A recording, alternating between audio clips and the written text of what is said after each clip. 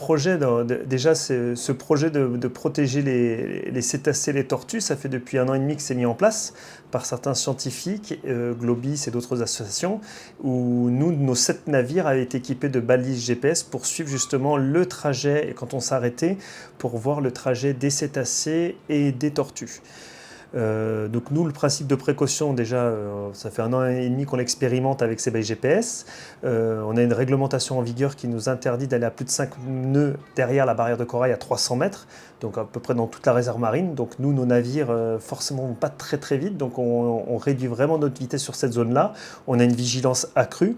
Après, pour mettre des protections sur nos hélices, c'est assez compliqué, parce que nous, on a des moteurs inboard, donc des moteurs diesel. C'est-à-dire qu'ils sont sous l'eau. Nos hélices sont sous l'eau, sont pas rétractables quand vous voyez des moteurs hors bord, où on pourrait équiper ça comme ça a été installé. Déjà, à l'approche d'une tortue, c'est tout de suite débrayé, déjà, pour le coup d'hélice. Et puis généralement, la tortue va fuir d'elle-même, parce qu'elle a peur du contact avec un navire, donc elle fuit d'elle-même. Nous, généralement, quand on observe avec un catamaran ou un grand bleu, quand on approche entre 15 et 20 mètres, la tortue va faire une sonde, elle va disparaître.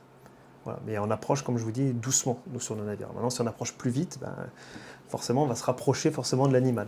Généralement, on a quand même tout un discours sur la réserve marine, sur les cétacés, sur aussi bien dauphins, baleines, tortues, les oiseaux aussi, quand c'est les pétrels.